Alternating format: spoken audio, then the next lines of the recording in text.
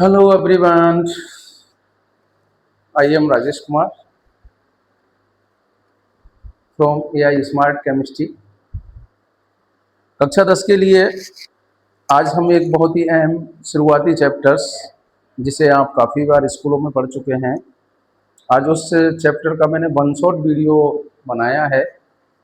पाठ पहला है, पाठ का नाम रासायनिक अभिक्रियाएं और समीकरण, chemical reactions and chemical equations. RBSE board में जो हमारे राजस्थान के जो पेपर होते हैं उनमें ये जो चैप्टर है ये 6 मार्क्स का है। तो बच्चों बारीकी से इस पाठ का अध्ययन करेंगे तो 6 नंबर आपकी झोली में रहेंगे। बहुत ही सरल तरीके से पूरे चैप्टर को समझाया है मैंने और बहुत ही अलग तरीके से हमने रासायनिक जो अभिक्रियाएं हैं उनको समझने का प्रयास किया है। रासायनिक अभिक्रिया और समीकरण। तो let's start about this chapter. We also confirm about इस पूरी प्रकृति की अगर मैं बात करूं तो पूरी प्रकृति में जो ये परिवर्तन है, चेंज जो है, परिवर्तन जो है वो दो प्रकार के हैं। सबसे पहला जो परिवर्तन है वो है अपना भौतिक परिवर्तन, फिजिकल, जिसे चेंज कहेंगे फिजिकल चेंज, यानी कि भौतिक अवस्था ठोस द्रव गैस में परिवर्तन रहेगा। ठोस अवस्था को यहाँ हम द्रव में बदल सकते हैं या द्रव को हम गैस में बदल सकते हैं। जैसे कि माना कि ठोस बर्फ सभी के बारे में जानते हो। आइस की मैं बात करूं तो आइस को अगर मैंने नॉर्मल टेम्परेचर पर रख दिया है तो वो सीधे द्रव अवस्था में आ जाएगा, जल का निर्माण करेगा।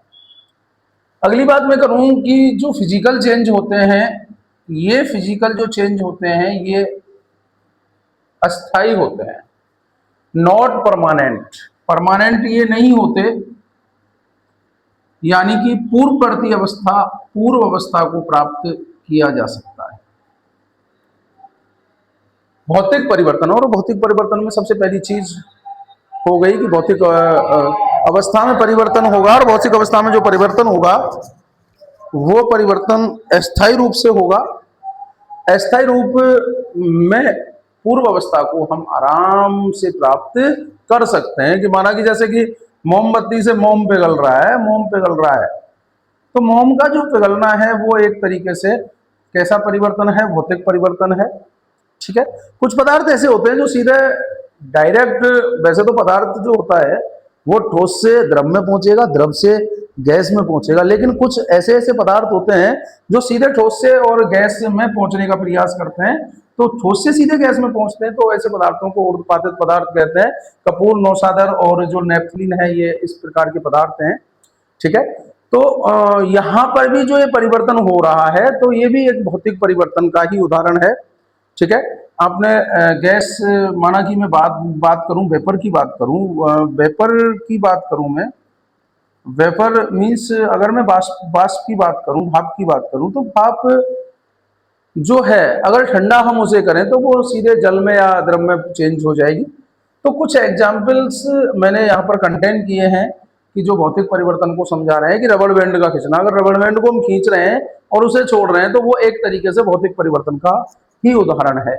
स्प्रिंग को खींचना और उसको छोड़ना, यानी कि पूर्ववर्ती अवस्था जहां पर प्राप्त हो जाए।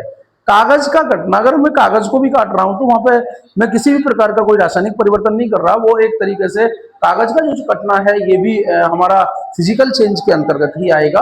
और मोम का पिघलना, अभी ऑब्वियसली सी मोमबत्ती को लेके हमने कुछ चीज के बारे में देखा था कि मोमबत्ती का जो मोम पिघल रहा है उस मोम से वापस हम मोमबत्ती को प्राप्त कर सकते हैं। तो ये मुख्य रूप से हो गया है एक भौतिक परिवर्तन। अब बात करते हैं रासायनिक परिवर्तन की। रासायनिक परिवर्तन जो पदार्थ का रासायनिक जो संरचना है, ठीक है, रसायन के जो गुणधर्म हैं उन गुणधर्मों में रंग, गंध, ताप में आदि में परिवर्तन अगर हो जाए तो वो एक रासायनिक परिवर्तन होता है। ये परिवर्तन स्थायी होते हैं। कैसे होते हैं? स्थायी होते हैं, परमानेंट होते हैं। यानी कि इसमें पूर्व अवस्था जो है, पहली वाली जो अवस्था है उसको हम प्राप्त नहीं कर सकते। ठीक है, हम पहली वाली अवस्था को प्राप्त इसमें नहीं कर सकते हैं, ये रासायनिक परिवर्तन है। ठीक है। अगली बात, कुछ उदाहरण ये अगर हम कहें स्थाई है, नया पदार्थ बनेगा, यहाँ पर हमेशा ही न्यू पदार्थ बनेगा, ठीक है। और उस न्यू पदार्थ से ओल्ड पदार्थ को हम प्राप्त नहीं कर सकते। ओल्ड पुराना जो पदार्थ है जिससे इनको बनाया गया है, जैसे लोहे में जंग लगना, लोहे में जंग लग रही है, बिल्कुल बहुत ही प्यारा रासायनिक परिवर्तन का बहुत ही अच्छा उदाहरण है कंपोस्ट खाद का बनना। कंपोस्ट खाद जो है मुख्य रूप से जो वन वनस्पति या बायोमास जो होता है, यानी कि जैव मात्रा होता है, जैव मात्रा जैसे गोबर है या पत्तियों के या पत्ती या फलों के छिलके हैं, उनसे जो खाद बनता है कंपोस्ट खाद, वो भी एक तरीके से रासायनिक परिवर्तन है। वस्तुओं का जलना, अगर मैं किसी भी वस्तु को जला रहा हूं, माना कि मैं मैग्नीशियम की जो रिबन है अगर मैं उसको ही जला रहा हूं, आपने मैग्नीशियम की रिबन को जलते हुए देखा होगा, आपके क्रियाकलाप पहले में अगर ये दिया गया है तो मैग्नीशियम की जो रिबन है वो मेरे हाथ में है, अगर मैं इसको जला के देखती तो ये एक अच्छे ढंग से ये रिबन जो है वो जलती है, लाइक एज ए वेल्डिंग के अनुसार जलती है। और ये जो क्रियाकलाप है आप टीचर्स के माध्यम से ही कराएं, और उसमें चेतावनी भी दी गई है क्रियाकलाप में। तो फाइनल सी बात है कि अगर मैं किसी चीज को, किसी वस्तु को अगर जला रहा हूं तो वहां पर जो परिवर्तन होगा वो एक तरीके से रासायनिक परिवर्तन होगा। दूध से दही का जमना, भाई देखो दूध के गुणधर्म अलग हैं और दही के गुणधर्म अलग हैं। दूध जो है उसका गुण अलग है, दही का अलग है, और दही से हम दूध नहीं बना सकते, पूर्ववर्ती अवस्था को प्राप्त नहीं कर सकते। और इधर जो मैंने बात की मैग्नीशियम रिबन का जलना, तो मैं बाद में एक बार पुनः दिखाना चाहूंगा। दिस इज, मेरे हाथ में ये मैग्नीशियम रिबन है, और इस मैग्नीशियम रिबन को देखो इस पर थोड़ा सा ना ऑक्साइड की परत जम गई है, तो इसको एक एनसीईआरटी में क्वेश्चन भी दिया गया है कि हम मैग्नीशियम रिबन को जलाने से पहले, जब उसका दहन करना चाहते हैं तो उससे पहले हम उसको घिसते क्यों हैं, या उसको रगड़ते क्यों हैं, या रेगमाल से साफ क्यों करते हैं। तो इसके ऊपर आप बारीकी से देख सकते हो, बहुत ही मैं नियर बाई करके बता रहा हूं कि जो मैग्नीशियम की रिबन है इस पर ऑक्साइड की परत जमी हुई है। अब जैसे ही हम इसको रगड़ेंगे तो ये ऑक्साइड की परत हट जाएगी, ठीक है, मेन मेटल निकल जाएगी और ये हमारी अच्छी ढंग से जल पाएगी। तो मैग्नीशियम का फीते का जो जलना है एक तरीके से वो हमारा रासायनिक परिवर्तन है। अब बात करते हैं हम रासायनिक अभिक्रिया और रासायनिक समीकरण क्या होते हैं, ठीक है। तो रासायनिक अभिक्रिया और रासायनिक समीकरण, ठीक है। अगर हम कहें कि कहीं पर पदार्थ की अवस्था में मुख्य रूप से अगर रासायनिक परिवर्तन हुआ है, कौन सा परिवर्तन हुआ है, रासायनिक परिवर्तन हुआ है, तो वहां हम डायरेक्टली कह सकते हैं कि वहां कम से कम कोई ना कोई रासायनिक अभिक्रिया हुई है, ठीक है। जैसे मैंने मैग्नीशियम और मैग्नीशियम को जलाया है, और मैग्नीशियम को जलाने के बाद में जो नया पदार्थ मुझे बना है, प्याली में जो मुझे नया पदार्थ मिलेगा, पोर्सलिन प्याली में मुझे जो पदार्थ मिलेगा वो एक भूरे रंग का या सफेद रंग का पदार्थ होगा, और वो मैग्नीशियम ऑक्साइड होगा, मैग्नीशियम ऑक्साइड, ठीक है। तो मुख्य रूप से जो रासायनिक अभिक्रिया है, जहां रासायनिक परिवर्तन होंगे वहां पर पदार्थ की अवस्था में परिवर्तन हो सकता है, रंग में परिवर्तन हो सकता है, गंध में परिवर्तन हो सकता है, तापमान और गैसों का निकलना भी हो सकता है। तो वो जहां रासायनिक परिवर्तन होगा वहां रासायनिक अभिक्रिया घटित होगी, ठीक है। तो रासायनिक परिवर्तन में, कौन से परिवर्तन में, रासायनिक जो परिवर्तन है उस रासायनिक परिवर्तन में मुख्य रूप से रासायनिक अभिक्रिया जो है वो घटित रहेगी, ठीक है। जहां रासायनिक परिवर्तन होगा वहां रासायनिक अभिक्रिया बिल्कुल डेफिनेटली होगी। अब रासायनिक अभिक्रिया के दौरान पदार्थ की अवस्था बदल सकती है, रंग बदल सकता है, गंध बदल सकता है, तापमान और गैसों का उत्सर्जन भी हो सकता है। अब बात करते हैं कि समीकरण किसे कहेंगे, रासायनिक समीकरण किसे कहेंगे, what is the chemical equations, रासायनिक समीकरण क्या होता है, कि रासायनिक जो अभिक्रिया है उसके लिखे हुए संक्षिप्त रूप को, सरलतम रूप को, यानी कि शॉर्ट में अगर हम विज्ञान की भाषा में अगर लिखेंगे, यानी कम से कम लाइन खर्च करेंगे, सरलतम और संक्षिप्त रूप में, अगर सूत्र के रूप में अगर हम लिखेंगे, जिसे मुख्य रूप से किस में लिखा जाएगा, सूत्र के रूप में लिखा जाएगा, ठीक है। तो सूत्र के रूप में लिखा गया जो फॉर्मूला रहेगा वो रासायनिक समीकरण कहलाएगा। तो बच्चों तीन बातें यहां पे फिक्स आप समझ लो। सबसे पहली चीज कि रासायनिक परिवर्तन हुआ है, अगर कहीं पर रासायनिक परिवर्तन हुआ है यानी कि केमिकल जो चेंज हुआ है वहां पर रासायनिक अभिक्रिया होगी। और जहां रासायनिक अभिक्रिया होगी, अगर उसको मैं सॉल्ट रूप में लिख रहा हूं, सरलतम रूप में अगर मैं लिख रहा हूं, तो उसे कहेंगे रासायनिक समीकरण। आज तक तो कभी पेपर में इसको पूछा नहीं गया है कि रासायनिक समीकरण या रासायनिक अभिक्रिया किसे कहेंगे, ना तो सीबीएसई में पूछा है, ना आरबीएसई बोर्ड में पूछा है। लेकिन पाठ की स्टार्टिंग करने के लिए हमको यहाँ से ये समझना जरूरी है, ठीक है। अगर मैं बात करूं कि रासायनिक समीकरण को लिखा कैसे जाएगा, तो सबसे पहली बात कि रासायनिक समीकरण के दो पहलू होते हैं, एक लेफ्ट हैंड साइड वाला पोर्शंस, दूसरा है आरएचएस वाला पोर्शंस, और दोनों को एक तीर से डिवाइड किया गया है जिसे कहा जाता है हाइफन। अब हाइफन का जहां तीर होता है वह नया पदार्थ बनता है, ठीक है। और जो नई चीज बनेगी उसको नई चीज को कहेंगे उत्पाद या क्रियाफल कहेंगे, और जो आपस में क्रिया करेंगे उनको अभिकारक या मुख्य रूप से हम कहें क्रियाकारक कहेंगे। तो कुल मिला के रासायनिक समीकरण में तीन चीज होंगी, क्रियाकारक, बीच में हाइफन, और तीसरी चीज हो गई उसका उत्पाद हो गया, ठीक है। मैं फाइनल सी बात करूं, एक मैंने अभिक्रिया लिखी, या मैं ऊपर की अभिक्रिया की बात करूं कि मैग्नीशियम ने क्रिया की है ऑक्सीजन से और मैग्नीशियम ऑक्साइड बना, तो यहां पर ये एक तरीके से समीकरण ही लिखा हुआ है, ये समीकरण है, ये इक्वेशंस है, और इक्वेशंस के लिए तीन चीज आवश्यक है, और तीन चीज कौन कौन सी, इधर जो क्रिया कर रहे हैं, यानी तीर का जो पिछला सिरा है वो उत्पाद जो बनाएगा फाइनली, जो आपस में क्रिया करेगा उसको अभिकारक या रिएक्टेंट या क्रियाकारक कहेंगे। तो यहां पर मैग्नीशियम और ऑक्सीजन ये दोनों ही क्रियाकारक हैं। इसके अलावा जो नई चीज यहां पर बन रही है मैग्नीशियम ऑक्साइड, वो एक क्रियाफल है। नीचे की अभिक्रिया में अगर मैं देखूं H2 और I2, यहां पर 2HI का निर्माण हुआ, यानी कि हाइड्रोजन आयोडाइड्स का निर्माण हुआ है, और यह अभिक्रिया आम हाइफन पे जो अभिक्रिया की कंडीशन है उसको भी लिख सकते हैं। यह अभिक्रिया सूर्य के प्रकाश में हुई है, यानी कि ये सनलाइट में ये अभिक्रिया हुई है, और सनलाइट में कोई भी अगर और भी कंडीशंस आएंगी तो उनको हम हाइफन के ऊपर लिख सकते हैं।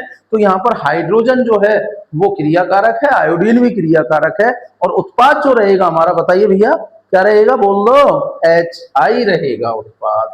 बहुत ही अच्छे, आगे बढ़ते हैं। देखें कुछ एक अभिक्रिया दी हुई है N2+3H2, और देखो यहां तीर कट गया। ऐसी अभिक्रियाएं जहां पर तीर कटा पड़ा है, तो यहां पर मुख्य रूप से ऐसी अभिक्रियाओं को उत्क्रमणीय अभिक्रियाएं कहेंगे। कौन सी अभिक्रिया कहेंगे, उत्क्रमणीय अभिक्रियाएं कहेंगे, जो दोनों दिशाओं में चलेंगी, ठीक है। यहां पर अगर मैं क्रियाकारक की बात करूं तो N2 और H2 ये क्रियाकारक है, लेकिन NH3 ये उत्पाद है। लेकिन अगर मैं इसको बैकवर्ड साइड में देखूं तो बैकवर्ड साइड के लिए देखने के लिए NH3 क्रियाकारक है और ये दोनों प्रोडक्ट हैं। तो फाइनली ऐसी अभिक्रियाओं में हम डिसाइड नहीं कर सकते कि क्रियाकारक और क्रियाफल क्या है, और यहाँ पर एक साम्य की अवस्था बन जाती है, ठीक है, जिसे इक्विलिब्रियम कहा जाता है। तो साम्य की अभिक्रियाएं हमें कक्षा हमारी सिलेबस में दी नहीं गई है, ठीक है, लेकिन हम अधिकतर जो अभिक्रियाएं पढ़ेंगे वो अनुत्क्रमणीय अभिक्रियाओं को पढ़ेंगे। अगर मैं देखूं कि यहाँ पर जो तीर का निशान है मेरा वो इस दिशा में आया है, ठीक है, अब मैंने उसको उल्टा लिख दिया है, CaO+CO2 बन रहा है, और किससे बन रहा है, CaCO3 से। तो ये यहाँ पर क्रियाकारक की तरह कार्य करेगा, और यहाँ पर ये उत्पाद बनेगा, ठीक है। ये उत्पाद, यहाँ पर दो उत्पाद बन रहे हैं, तो हम पहचान सकते हैं, ठीक है। हाइफन पर अभिक्रियाओं की जो कंडीशंस हैं, जैसे कि उत्प्रेरक है, तापमान है, मध्यवर्ती पदार्थों को प्रदर्शित किया जा सकता है हाइफन पर, ठीक है। हाइफन का मतलब तीर पर। अगर मैं बात करूं कि तीर पर क्या क्या चीज हो सकती है, अगली बात कि रासायनिक अभिक्रिया में सॉलिड, लिक्विड और गैस एक्वस इन अवस्थाओं को भी हम दर्शा सकते हैं। जैसे मैग्नीशियम और ऑक्सीजन की जो क्रिया हमने पहले की थी कि मैग्नीशियम सॉलिड है तो सॉलिड के लिए S लिख दिया, और अगर ऑक्सीजन गैस है तो उसके लिए G लिख दिया, और जो मैग्नीशियम ऑक्साइड जो बन रहा है वो सॉलिड बन रहा है उसके बारे में हमने लिख दिया। अब बात आती है रासायनिक अभिक्रियाओं को संतुलित करने का मामला, ठीक है, कि रासायनिक अभिक्रियाओं को कैसे संतुलित करें हम।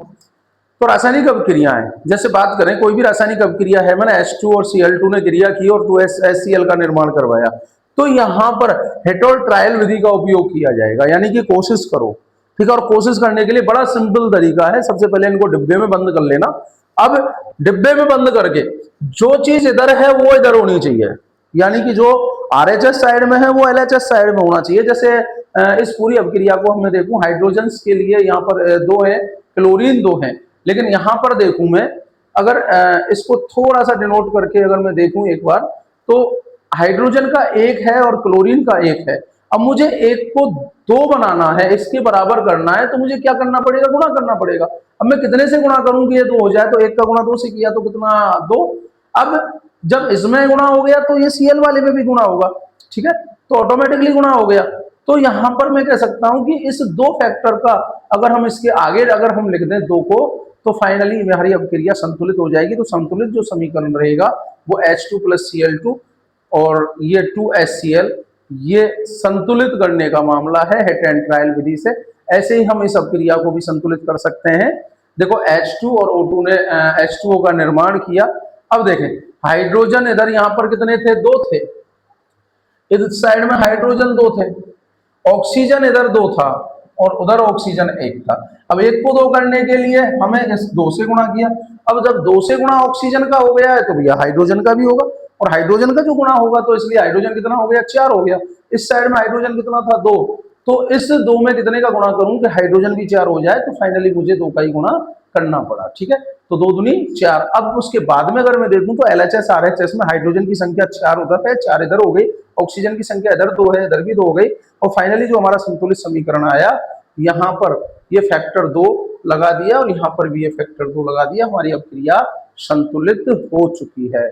अगला, ठीक है, अगला एग्जाम्पल जो बोर्ड के पेपर में भी आया हुआ है, एफई, और ये किताब में बहुत अच्छे ढंग से भी समझाया हुआ है, तो आप थोड़ा सा किताब का सहारा लें। लेकिन किताब से पहले आप एक बार मेरी बातों को ध्यान रखें कि जिस भी अब क्रिया को संतुलित करना है, सबसे पहले आप बॉक्स लगा लें, डिब्बे लगा लें, क्योंकि जो भी क्रिया करनी है हमको, क्योंकि हमसे बहुत सारी गलतियां होती हैं, ठीक है। अगर हमें गलती से सुधरना है, माना कि अगर बॉक्स नहीं लगाया तो बहुत से बच्चे यहाँ पर 3 जोड़ देते हैं, जो कि कोई मतलब का नहीं है, ठीक है, यहां पर कोई मतलब का नहीं है, क्योंकि जो भी संक्रियाएं होंगी वो आगे रहेंगी, आगे या पीछे की साइड में हम गुणा कर सकते हैं, जिनको हम बाद में अरेंज कर सकते हैं। देखो इस सब क्रिया के लिए एफ ही एक था, उधर 3 थे, और एक को 3 बनाना है तो 3 का मल्टीपल हो गया इधर इस साइड में। हाइड्रोजन इधर देखें हम, हाइड्रोजन 2 थे इधर, ठीक है, और इधर जो हाइड्रोजन थे वो भी 2 थे, चलो कोई नहीं, बात के लिए देखेंगे। ऑक्सीजन की बात करें तो ऑक्सीजन यहाँ पर 1 था, और उधर ऑक्सीजन जो थे वो कितने थे भैया जी, 4 थे। कितने थे, 4। अब ऑक्सीजन को बराबर करने के लिए 1 से गुणा कितने का किया, 4 से। अब हाइड्रोजन से भी तो गुणा हो गया ऑटोमेटिक 4 का, देखो ऑक्सीजन से जब गुणा किया 4 का, ऑक्सीजन तो 4 हो गया, लेकिन ऑक्सीजन से जुड़ा हुआ कौन है, हाइड्रोजन जुड़ा हुआ है। हाइड्रोजन अगर जुड़ा हुआ है तो हाइड्रोजन का भी 4 से गुणा हो गया, तो हाइड्रोजन कितना हो गया, टोटल 8 हो गया। अब जब इस साइड में 8 है और यहाँ पर कितना था, 2, तो 2 को 8 बनाना है मुझे, ठीक है, और 2 को 8 बनाना है तो गुणा कितने से होगा, 4 से होगा, ठीक है, ऐसे करके। अब मुझे बात करनी है Fe3 की, तो Fe3 इधर 3 था, उधर 1 था, तो कितने का गुणा कर दिया, 3 का। तो यहाँ पर जो संतुलित जो समीकरण निकला हमारा, वो 3 का फैक्टर गुणा हुआ आयरन में, उसके अलावा 4 फैक्टर का गुणा हुआ H2O में, और हाइफन के बाद में जो Fe3O4 + 4H2। ओके बेटा, यहाँ पर अब क्रिया को आराम से संतुलित कर सकते हैं आप अगर अच्छे ढंग से ट्राई करोगे, ठीक है। बोर्ड के एग्जाम में पूछा गया क्वेश्चंस, और बोर्ड के एग्जाम में जो पूछा गया क्वेश्चंस है कि मुख्य रूप से इस अभिक्रिया को संतुलित कीजिए, ठीक है। और इस साल के लिए जो बेस्ट मामला बनेगा, अगर मैं बात करूं कि इस साल के लिए क्वेश्चंस आने का जो मामला है, ठीक है। अब देखो, अभिक्रिया संतुलित करने का एक दूसरा तरीका और है। अब जैसे देखो, ये लिखित रूप में दिया हुआ है कि जल में बेरियम क्लोराइड, तो सबसे पहले हमें बेरियम क्लोराइड का सूत्र आना चाहिए, ओके, तथा सोडियम सल्फेट Na2SO4 के विलयन की अभिक्रिया करके सोडियम क्लोराइड बन रहा है, NaCl अगर बन रहा है, और अघुलनशील बेरियम सल्फेट बन रहा है, ठीक है। यहां पे आपको थोड़ी सी मेहनत करनी पड़ेगी। पहले फर्स्ट ऑफ ऑल आपको सबसे पहले सूत्र लिखने पड़ेंगे, और सूत्र लिखने के बाद में आपको मुख्य रूप से सूत्र के बाद में आपको क्रिया कारक क्रिया फल के आधार पर बैठाना पड़ेगा और फिर अपक्रिया को संतुलित करना पड़ेगा। ठीक है, इस अपक्रिया का अगर हम देखें कि जो क्वेश्चंस है BaCl2 प्लस Na2SO4, तो Va इस साइड में भी एक है, इस साइड में भी एक है, Na इधर दो है, इधर कितने नहीं है, दो है। ठीक है, तो देखो 2NaCl यानी कि Cl इधर दो है, उधर भी दो हो गए, Na बराबर हो गया SO4, सीधा सीधा सा S की मात्रा 1 हो गई, ऑक्सीजन की मात्रा 4 हो गई। सोडियम हाइड्रोक्साइड का विलयन, ठीक है, अगर मैं इस अपक्रिया को संतुलित करूं, ठीक है, नेक्स्ट पेज पे अगर देखें, नेक्स्ट पेज पर भी अपक्रिया ये हमारी डली हुई है। ओके, देखें नेक्स्ट पेज पर मुख्य रूप से देखो ये मैंने वही अपक्रिया जो थी उसको बिल्कुल बारीकी से समझा चुका हूं कि किस तरीके से अपक्रिया होगी। ठीक है, नीचे वाले अगर प्रश्न को अगर हम देखें, सोडियम हाइड्रोक्साइड, ओके, अगर मैं बात करूं कि जो सोडियम हाइड्रोक्साइड है इस अपक्रिया को किस तरीके से मुझे सॉल्व करना है, कैसे संतुलित करना है, उसके लिए बड़ा सिंपल तरीका है।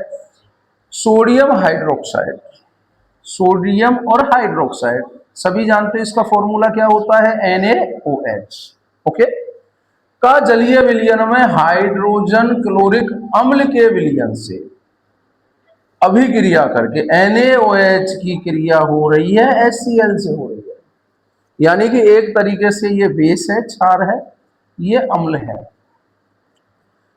अब क्षार की क्रिया अम्ल से हो रही है तो लवण और जल बनेंगे, तो देखो सीधा सीधा सा है, सोडियम क्लोराइड एक लवण है और जल बनते हैं, क्योंकि एक तरीके से बहुत अच्छी अपक्रिया आ गई, क्योंकि ये जो अपक्रिया है हम अम्ल और क्षार वाले चैप्टर नंबर 2 में भी इसको पढ़ते हैं, ये न्यूट्रलाइजेशन अपक्रिया है, यानी कि ये इस अपक्रिया को कहते हैं उदासीनीकरण अभिक्रिया, यानी कि वे अभिक्रियाएं जिनमें अम्ल और क्षार क्रिया करके लवण और जल का निर्माण करते हैं उनको कहते हैं उदासीनीकरण अभिक्रिया।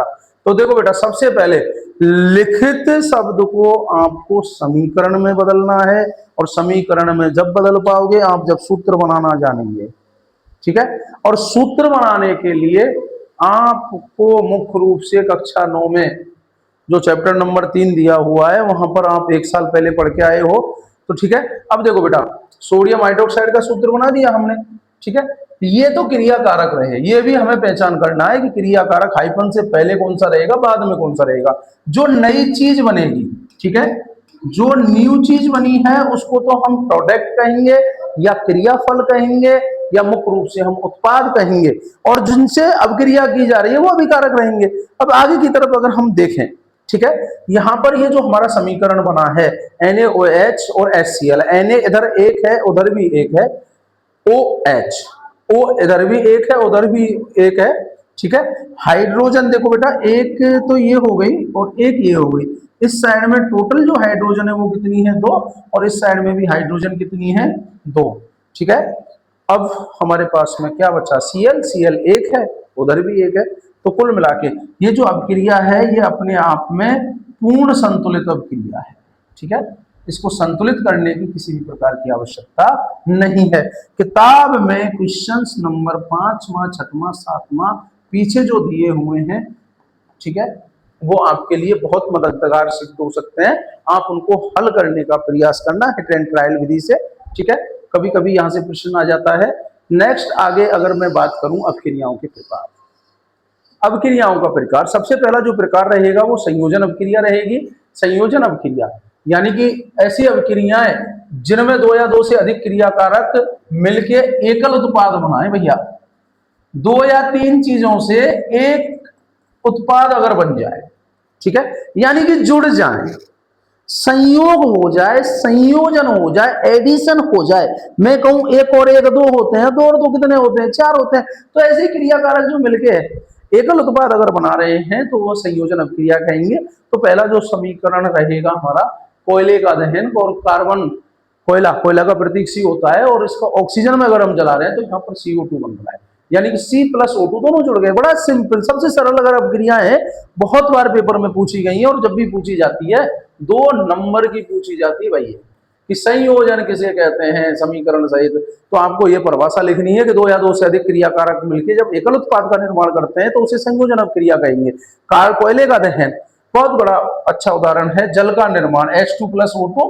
देखो बेटा, 2 से 1 बन रहा है, H2O बन रहा है। अगर मैं बात करूं बिना बुझा चूना, इंपॉर्टेंट है भैया ये, यहां पर ध्यान रखना कि बिना बुझा चूना, अरे जिसे हम कलई कह सकते हैं या जिसे चूना कहा जाता है, जो मार्केट से आता है, बड़ा सस्ता आता है, और इसमें अगर जब पानी डाल के, पहले गांव में ग्रामीण क्षेत्र में जो सफेदी करते थे, ठीक है, जो कलई करते थे दीवारों पर, जो कलई करते थे, कच्चे मकान जो होते थे उनको करने के लिए 20-50 रुपए का ये बाजार से लाते थे, खूब बड़े मोटे मोटे खंडे आते थे, वो बिना बुझा चूना है। उसका सूत्र क्या है? CaO।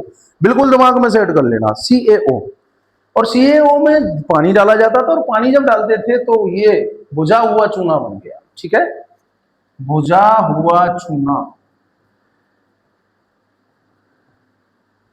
हाँ भैया, ऐसे किसी चूल्हे पे या कढ़ाई में नहीं भुना जाएगा, ठीक है, ध्यान रखना, ये पानी डालने से ही बुझ जाता है। तो आप ध्यान रखोगे कि बिना बुझा चूने का सूत्र क्या है और बुझे हुए चूने का सूत्र क्या है। तो बिना बुझा चूने का जो सूत्र है वो CaO है, और बुझे हुए चूने का सूत्र CaOH का होल ट्वाइस, जो एक तरीके से क्षार है ये, ठीक है, कैल्शियम हाइड्रोक्साइड है। ओके, और साथ में ऊष्मा निकलेगी, यानी कि 2 से 1 बन रहा है, लेकिन यहाँ ऊष्मा भी निकल रही है, यानी पात्र गर्म हो रहा है, इसलिए सब क्रिया को ऊष्माक्षेपी भी कह सकते हैं। और सबसे पहला जो हम एग्जांपल देख रहे हैं कि मैग्नीशियम ने ऑक्सीजन से क्रिया करी, मैग्नीशियम ऑक्साइड बन गया, यानी कि 2 चीजों से एक चीज का निर्माण हो गया, एकल उत्पाद का निर्माण हो गया। तो ये जो अभिक्रिया कहलाई वो संयोजन अभिक्रिया कहलाई, ठीक है। हम बात करते हैं ऊष्माक्षेपी अभिक्रिया।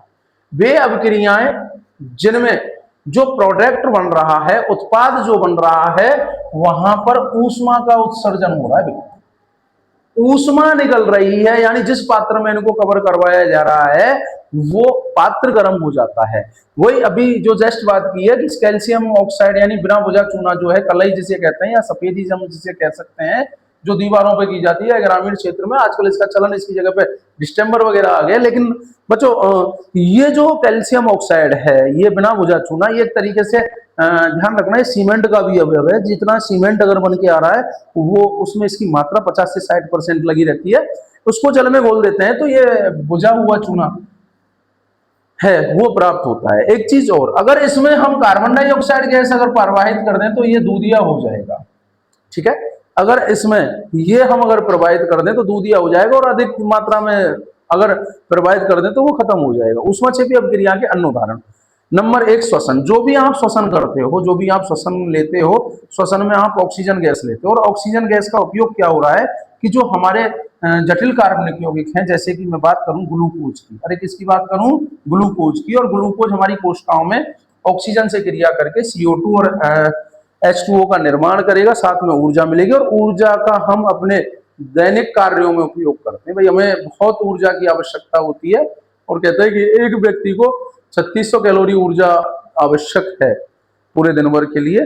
तो फाइनल सी बात है कि जो जटिल कार्बनिक पदार्थ है उनको तोड़ने के लिए ऑक्सीजन, और ऑक्सीजन में दहन होता है, ऑक्सीजन के द्वारा दहन होता है, और यहाँ पर मुख्य रूप से ऊर्जा निकलती है, ठीक है। तो श्वसन एक तरीके से ऊष्माक्षेपी अभिक्रिया है, ठीक है। आपने देखा होगा कि जहाँ कूड़ा करकट डालते हैं, या हम कहें वनस्पति या गोबर या खाद को अगर वहां डालते हैं और उसकी खुदाई करने के बाद में देखते हैं कि वो जगह कुछ गर्म लगती है हमको, तो फाइनली कंपोस्ट खाद, ठीक है। कंपोस्ट एक तरीके से खाद ही है, नाम ही कंपोस्ट एक तरीके से खाद ही है। ये एक तरीके से जिसे ऑर्गेनिक फर्टिलाइजर्स कहा जाता है, जिसमें बहुत ज्यादा ह्यूमस की मात्रा होती है। ये वनस्पति और घरेलू कचरे से बनता है, और मुख्य रूप से इसका बनना भी एक तरीके से ऊष्माक्षेपी प्रक्रम है। यहाँ पर ऊष्मा निकलेगी जब जाके कंपोस्ट बनेगा। अगली बात, प्राकृतिक गैसों का दहन। जो भी प्राकृतिक गैस है, माना कि प्राकृतिक गैस का मामला है CH4, और CH4 का अगर दहन हो रहा है तो यहाँ पर भी ऊष्मा मुक्त हो रही है। तो एक तरीके से ये कौन सी अभिक्रिया हो गई? ऊष्माक्षेपी अभिक्रिया हो गई। अब बात करेंगे हम मुख्य रूप से वियोजन अभिक्रिया की, ठीक है। अपघटन अभिक्रिया। अब देखो यहाँ पे क्या हो रहा है कि एक जो एकल क्रिया कारक है उससे एक से अधिक उत्पाद बन रहा है, ठीक है। यानी संयोजन में तो क्या हो रहा था? संयोजन जो अभिक्रिया थी उसमें 2 या 2 से अधिक क्रिया कारक एकल उत्पाद बना रहे थे। यहाँ उल्टा मामला हो रहा है, संयोजन के विपरीत काम हो रहा है, ठीक है। और हम देखें FeSO4 ये टूट गया भाई, और टूट के Fe2O3 SO2 और SO3 बना लिया। अरे 2 4 10 बार अगर उनको लिखोगे ना तुम बहुत अच्छे ढंग से याद हो जाएंगे। जहां पर तुम पढ़ते हो अपनी फर्स्ट क्लास एक जगह पर जितनी भी अपक्रियाएं आ रही हैं उनको एक पन्ने में लिख के और डेली देखो आराम से पेपर से पहले पहले। भैया जी आज की अगर वीडियो देख ली तो 6 नंबर तुम्हारे पूरे के पूरे हैं, बिल्कुल दिमाग में सेट कर लो। 6 नंबर का मैटर सिक्सर लगाना है, पहला पार्ट सिक्सर वाला 6 नंबर, ठीक है। देखे बच्चों अब देखो बेटा टूटने का काम, अब टूटने का काम ऊष्मा के द्वारा हो सकता है, हीट के द्वारा हो सकता है, ठीक है। तो देखो हाइफन पर त्रिभुज अगर लिखा मिल जाए तो समझ जाना कि वहां ऊष्मीय वियोजन हुआ है। FeSO4 3 भागों में टूट गया, Fe2O3 और SO2 और SO3 में टूट गया। अगर मैं कैल्शियम कार्बोनेट की बात करूं तो कैल्शियम कार्बोनेट, कैल्शियम ऑक्साइड और CO2 में टूट गया, 2 भागों में टूट गया। और लेड नाइट्रेट, ठीक है, PbNO3 का ऑल्टोइज है लेड नाइट्रेट। और लेड जो नाइट्रेट है ये लेड नाइट्रेट PbO, NO2 और NO3 में विघटित हो जाता है, ठीक है। तो ऊष्मा के अलावा प्रकाश के द्वारा भी वियोजन हो सकता है, ठीक है। और प्रकाश की जो वियोजन है यानी कि in the present of light, ठीक है। ध्यान रखना अगर Hmu लिखा हुआ है हाइफन के ऊपर या प्रकाश लिखा हुआ है तो समझ जाना कि वहां पर प्रकाशिक वियोजन हुआ है। और प्रकाशिक जो वियोजन है इसका जो अच्छा सा उदाहरण है AgCl सिल्वर क्लोराइड, जिसका फोटोग्राफी में बहुत ज्यादा उपयोग होता है। AgCl 2 भागों में टूट जाता है भैया, Ag और Cl2 में। देख लो AgBr वही सेम कहानी, Ag में और Br2 में, बिल्कुल वेरी गुड। अब वह विद्युत वियोजन, अब विद्युत वियोजन का मामला ये है, ये जो चित्र है ये पूछा गया चित्र है 2022 के पेपर में पूछा गया है कि जल के विद्युत वियोजन का चित्र बनाइए। तो सीधा मग्गा और मग्गे में 2 इलेक्ट्रोड लगा दिए, कैथोड और एनोड, और उसमें जल लगा दिया तो देखा कि भैया एनोड की ओर O2 ऑक्सीजन गैस निकल रही है और हाइड्रोजन गैस है वो कैथोड की ओर निकल रही है। अगर मैं इसको समीकरण के तौर पर लिखूं तो समीकरण के तौर पर देखो H2O H2 प्लस O2। अब देखो ये बड़ा संतुलित नहीं है, ठीक है, और संतुलित नहीं है तो 2 ऑक्सीजन है तो 2 अगर यहाँ लगा दूं तो 2 मुझे यहाँ लगाने पड़ेंगे, ठीक है। तो यहाँ पर हाइड्रोजन और ऑक्सीजन का जो निर्माण हो जाएगा, ठीक है। अब हम बात करें विस्थापन अपक्रिया। विस्थापन अपक्रिया में क्या होता है कि एक जो अधिक सक्रिय तत्व होता है, मोर रिएक्टिव, कैसा भैया जी, मोर रिएक्टिव, अधिक सक्रिय, और अधिक सक्रिय जो तत्व है वो कम सक्रिय तत्व के धातु के लवण विलयन में से उसको निष्कासित कर देता है, उसको निकाल के हटा देता है, विस्थापित कर देता है, ठीक है, और विस्थापित कर देता है और उसकी जगह पे खुद सेट हो जाता है, ठीक है। देखो इधर देखो आयरन एक प्रयोग, ये भी चित्र पूछा जा चुका है, ठीक है। तो कुल मिला के एक परख नली, और परख नली में हमने लोहे की कील और लोहे की कील को कॉपर सल्फेट के विलयन में रखा। तो हम अगले दिन देखेंगे, बहुत स्लो अपक्रिया है ये, तो देखेंगे कि यहाँ पर जो लोहे की कील है वो भूरे रंग की हो जाती है। कैसे रंग की हो जाती है, भूरे रंग की, और इसका रंग भी बदल जाता है, इसका जो कलर है कलर भी इसका चेंज हो जाता है, ठीक है। फाइनल सी बात की अधिक सक्रिय तत्व तो यहाँ पर देखो FeCu से ज्यादा सक्रिय है, ठीक है। तो यहाँ पर FeSO4 और Cu जो है वो विस्थापित हो जाएगा। Zn प्लस CuSO4, तो Zn अधिक सक्रिय है Cu से, Cu को हटना पड़ेगा, देखो भाई हट गया, विस्थापित हो गया। ऐसे ही Pb अधिक सक्रिय है Cu से। तो कुल मिला के यहाँ पर कुछ धातुओं की सक्रियता का क्रम है जो पार्ट नंबर 3 में भी, चैप्टर नंबर 3 में दिया हुआ है, और उस क्रम को याद करने का सिंपल सा तरीका है, कैटरीना ने कार मांगी अल्टोजेन फरारी फिर भी आए क्यों मिली सिल्वर ओडी। बड़ा सिंपल सा मामला है, ध्यान रखना बच्चों। यहाँ पे Fe देख लो, Fe ऊपर आया है, ठीक है, और Cu जो लवण वाला है वो नीचे आया है। तो भाई ऊपर वाला नीचे वाले को हटा सकता है, लेकिन मैं इस अपक्रिया को ऐसे करवाऊं कि Cu और FeSO4, भैया नहीं होगी। क्यों नहीं होगी, क्योंकि CO की जो सक्रियता है ये कम सक्रिय है। अरे जो कम सक्रिय होगा वो अधिक सक्रिय का कुछ बाल फांका भी नहीं बिगाड़ सकता भैया। ये मानो मजबूत जो आदमी है, धांसू जो आदमी है, और एक छोटा सा नाटा आदमी उसको कहे कि मैं इसको पटक लूंगा या ठोकर मार दूंगा, नहीं हो पाएगा भाई। जो ज्यादा सक्रिय है, जो ज्यादा सक्रिय है वो सक्रिय ही हटा सकता है, कम सक्रिय की बस की बात नहीं है भाई। देख लो ये अभिक्रिया होगी नहीं, Cu प्लस FeSO4 वाली अभिक्रिया नहीं होगी, लेकिन इसका विपरीत देखूं मैं, Fe और CuSO4 अभिक्रिया हो जाएगी। ओके, अगली बात Zn और MgSO4। अब इधर देख लो बच्चों, इसमें इस सक्रियता श्रेणी में Zn ऊपर है, ओके, और मैग्नीशियम कहाँ है, उनसे भी ऊपर। कहानी बदल गई, ये शेर है, ये सवा शेर। अब शेर को जब यार सवा शेर मिलेगा तो शेर को तो डर के भागना ही पड़ेगा ना, ठीक है। तो देख लो भाई, अब बताओ मुझे, ये Zn इस Mg को हटा देगा क्या? बिल्कुल नहीं हटा पाएगा। This reaction is not possible. ध्यान रखना, सीबीएसई बोर्ड में हर साल ये अभिक्रिया आती है और 3 नंबर का खेल है भैया, ठीक है, 3 नंबर का खेल है, ढंग से समझ जाना। बोलो, अधिक सक्रिय तत्व कम सक्रिय तत्व को उसके धातु लवण विलयन में से निष्कासित कर देते हैं, विस्थापित कर देते हैं, यानी कि हटा देते हैं, भगा देते हैं, ठीक है, हटा देना, भगा देना।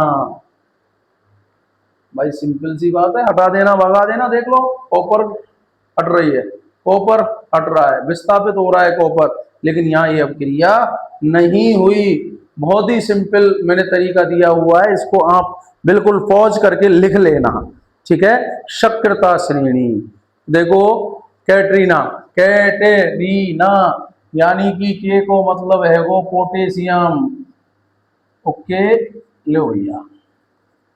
कैटरीना ने को मतलब Na बनाया हूं मैंने, ये हो गया सोडियम, ठीक है। कार, कार से मैंने बना दिया कैल्शियम। मांगी, अब मांगी Mg मैग्नीशियम। अल्टो, अरे भैया अल्टो, अल्टो का मतलब एल्यूमिनियम। जिंक, अल्टोजेन फरारी। सिंपल सा है, 1-2 बार इस लाइन को बोलोगे, कैटरीना ने कार मांगी, अल्टोजेन फरारी।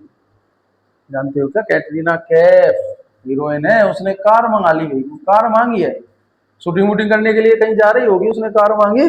और कौन कौन सी मांगी, एक नहीं कि यार अल्टोजेन फरारी 3 मांगी। तो तुम बिल्कुल याद करने का सिंपल सा तरीका भी है, ढंग से याद कर लेना इसको, ठीक है। फरारी, फरारी का मतलब आयरन बन गया भाई, ठीक है, या फेरस हम इसको कह सकते हैं। फिर भी देखो, फिर और भी यानी पीवी, लेड, फिर भी हाय, आहा, ये हाइड्रोजन कुछ बीच में आता है भाई, बीच का मामला है। फिर भी हाय क्यों मिली, क्यों मिली, मिली को मतलब मरकरी, ठीक है। और मरकरी तुम जानते हो कि वो मरकरी है जो द्रव अवस्था में मिलती है, पारे में उपयोग में की जाती है। सिल्वर ओड़ी, सिल्वर, सिल्वर को कहते हैं एजी, ठीक है, एजी ना सुनने जी हाँ एजी, ठीक है। अर्जेंटम, अर्जेंटम ये उसका लैटिन नाम है चांदी का, जिसको सिल्वर कहते हैं। और ओडी ये भैया गोल्ड है। ध्यान रखना, इस टाइम पर ये पॉपुलर चल रहे हैं, महंगाई में नंबर 1 चल रहे हैं, इसलिए ये सबसे लास्ट में है, कम सक्रिय हैं, और पार्ट नंबर 3 में पढ़ेंगे हम इनकी सक्रियता के बारे में। तो इस क्रम को याद कर लेना। अब माना कि मैं कोई अभिक्रिया कर रहा हूं कि पीबी और CuCl2 की अभिक्रिया है। अब मुझे एक चीज बताओ, इस सारणी में देख के बताओ कि अब पीबी कहां है। देख लो, पीबी यहां है। अब दूसरा है Cu, भाई धातु, Cl2 तो धातु है, दूसरी धातु को हटाएगा। अब देख लो, इसमें से सक्रिय हटा पाएगा या नहीं हटा पाएगा। हटा पाएगा तो सीधा सीधा सा आंसर इसका, इसकी जगह पे इसको जोड़ के और इसको हटा देना, बस आंसर अपना निकल आएगा, ठीक है। तो काम करोगे क्या, इधर देख लो, पहले इस सारणी को याद करना, सारणी में देखना कौन ऊपर आ रहा है, यानी कि मोर रिएक्टिव ऊपर की तरफ है, लेस रिएक्टिव नीचे की साइड में, और क्रम है ये पूरा पूरा क्रम है ऊपर से नीचे जाने का। लेकिन अगर हम 12th में बात करें तो यहाँ पे इनसे ऊपर भी इनका बाप बैठा हुआ है, लिथियम, ओके। लेकिन वो आगे की बात है, आगे की केमिस्ट्री आप पढ़ोगे तो ये जो इलेक्ट्रोकेमिकल सीरीज है वो लिथियम से शुरू होगी। अब यहाँ पे देखें आप, ठीक है। अब देखो बेटा, पीबी यहाँ पर आ गया, स्टैंड कर रहा है, और Cu इसके नीचे है, देख लो भैया, ठीक है। अब बताओ भैया, ये ऊपर आ रहा है, हटा सकता है इसको, आराम से हटा सकता है। ये शेर है, ये गीदड़ है, देख लो भैया, शेर ने गीदड़ को हटाया, देख लो क्या बन गया, PbCl2 और Cu, ओके। अगली बात करें, अगली अभिक्रिया द्विविस्थापन अभिक्रिया, ऐसी अभिक्रिया जिसमें डिस्प्लेसमेंट 2 बार हो रहा है, यानी कि आयनों की अदला बदली हो रही है भाई, ठीक है, आयन अदल बदल हो रहे हैं, ये पहुंच जाएगा उधर और वो आ जाएगा इधर। सिंपल सी एक ही अवक्रिया पूरी किताब में दे रखी है, Na2SO4, यानी कि सोडियम सल्फेट बेरियम क्लोराइड से क्रिया करेगा।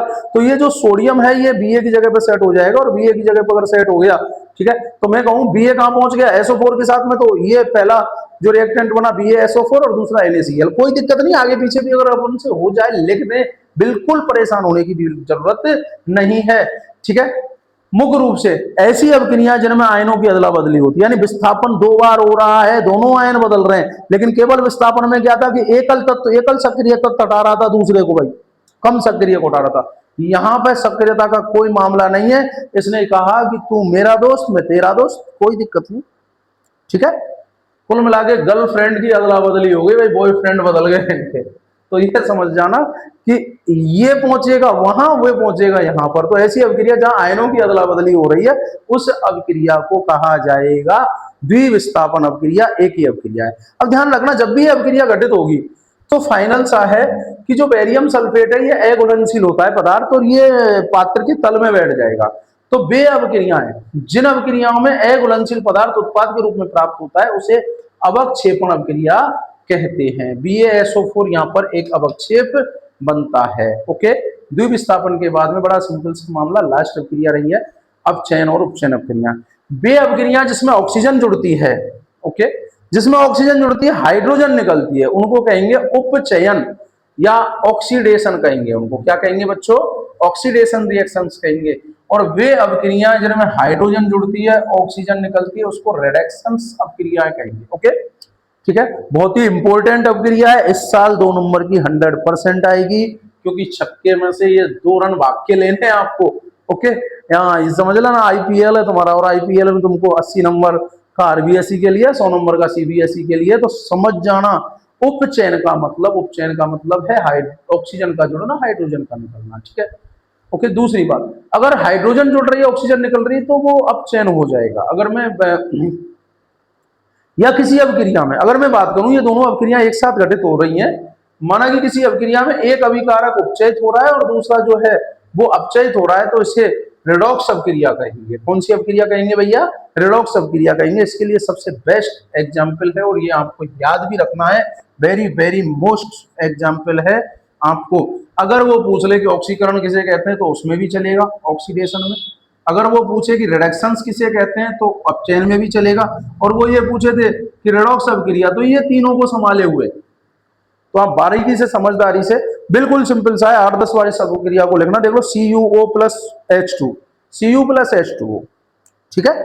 देखो बच्चों, यहां पर CuO में से ऑक्सीजन निकल गया, और जहां ऑक्सीजन निकलता है बोलो उसे क्या कहेंगे, अपचयन कहेंगे, ठीक है। उसे क्या कहेंगे, अपचयन, यानी कि हटना। भाई ऑक्सीजन हटा किसमें से हटा है, देख लो Cu में से हटा है, और Cu में से हट के Cu बन गया, तो ये कहलाएगा अपचयन। और हाइड्रोजन में ऑक्सीजन जुड़ा है, तो ये क्या हो गया, उपचयन हो गया, यानी कि ये ऑक्सीडेशन हो गया, ठीक है। आगे की बात करें, इधर देखो ZnOC, तो देखो Zn प्लस CO, यानी Zn में से ऑक्सीजन निकल के गया है, तो Zn क्या रह गया, Zn का अपचयन हुआ है, कार्बन में ऑक्सीजन जुड़ी है, उसका उपचयन हुआ है। उपचयन का मतलब अगर अंग्रेजी में बात करूं तो मैं ऑक्सीडेशन कह सकता हूं। क्या कह सकता हूं बच्चों, ऑक्सीडेशन।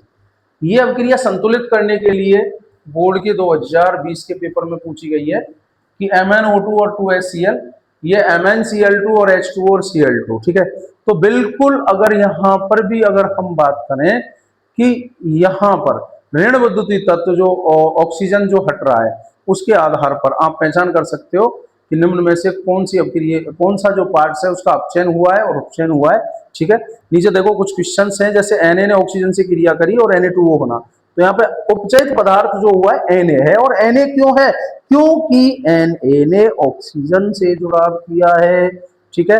और अपचयित पदार्थ कौन सा है, Na2O, क्योंकि उसमें मुख्य रूप से ऑक्सीजन जुड़ी है, सॉरी, अगर हम उल्टे में देखें तो यहाँ पर ऑक्सीजन जुड़ी है। आगे की अगर हम बात करें,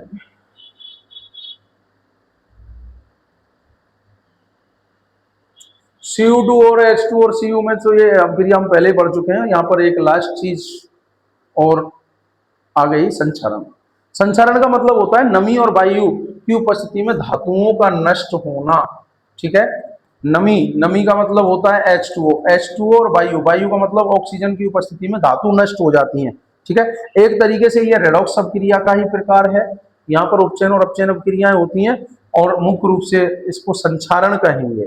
ओके, अगर नमी और वायु की उपस्थिति में धातु नष्ट हो रही है तो इसको कोरोजन कहेंगे। ठीक है, कोरोजन इसको कहेंगे। और संचारण का मतलब, संचारण के कुछ उदाहरण जैसे कि लोहे में जंग लगना, तांबे पर हरी पीली पर नीली परत का बनना, और नंबर तीसरा है चांदी का काला पड़ना। ठीक है, चांदी के जो गहने होते हैं वो गहने काले पड़ जाते हैं कुछ समय के बाद में, तो वो किसकी घटना है? संचारण की घटना है, कोरोजन की घटना है। अच्छा ठीक है, इसको ज्यादा डिटेल्स में बताया गया है पार्ट नंबर 3 में। अगर हम कहें कि लोहे को हमें जंग लगने से बचाना है तो हम उस पर पेंट कर सकते हैं, ग्रीस या तेल लग सकते हैं, और दूसरी धातु की जो है वो परत हम चला सकते हैं जिसे गैल्वेनाइजेशन कहते हैं, गैल्वेनाइजेशन। ठीक है, सबसे अगर अंतिम बात आ जाए, विकृति गंधता। विकृति गंधता का मतलब होता है कि जो तेल और वसा वाली जो खाद्य पदार्थ हैं या खाद्य वस्तुएं, आजकल अधिकतर घरों में तेल और वसा की वस्तुओं का उपयोग किया जाता है। विशेषकर मैं बात करूं नमकीन की और चिप्स की, अगर मैं बात करूं चिप्स कुरकुरे वगैरह, ये जो तली हुई चीजें होती हैं। ठीक है, अब तली हुई चीजें तली जाएंगी या तो तेल में तली जाएंगी या वसा में तली जाएंगी। भाई कोई भी अगर तुम पकौड़े बना रहे हो तो या तो वो तेल में बनाए जाएंगे या किसी फैट्स में बनाए जाएंगे। ठीक है, तेल और वसा में अगर वो बनाए जा रहे हैं तो फाइनल सी बात है कि कुछ समय के बाद में उसका ऑक्सीकरण हो जाता है, यानी कि उपचयन हो जाता है, और उपचयन होने के बाद में दुर्गंध आने लग जाती है, और इसको ही हम विकृति गंधता कहते हैं। अगर एक परिभाषा के तौर पर देखें कि तेल और वसा युक्त खाद्य पदार्थें ऑक्सीजन से क्रिया करके विकृत हो जाती हैं, दुर्गंध देने लग जाती हैं, इसे विकृति गंधता कहते हैं।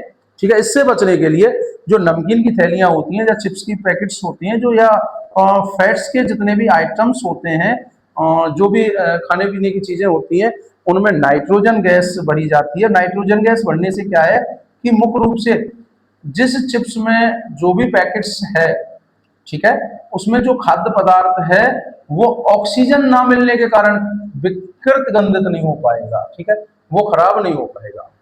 तो आई होप पूरी वीडियो में मैंने पूरे चैप्टर को डिस्कस किया है। आप बारीकी से जो आपको अच्छा लगे उसको पॉज करके लिख के आराम से अच्छी तैयारी कर सकते हो सारे प्रश्नों के, और वन शॉट में आगे हम ट्राई करेंगे एक नए चैप्टर्स को कि जिसमें आपको पूरा चैप्टर्स पढ़ाया जाए। तब तक के लिए धन्यवाद, ऑल दी बेस्ट, अच्छे से पढ़ो। अभी सभी के नंबर समान है, किसी भी बच्चे की कोई परसेंटेज फालतू एक्स्ट्रा नहीं बनी है। ठीक है, तो मेरा आपसे उम्मीद रहेगी, आपसे वादा रहेगा कि आपको पूरी केमिस्ट्री को बहुत अच्छे ढंग से, बहुत अच्छे तरीके से पढ़ाऊंगा। All the best, love you, take care, tata, bye bye.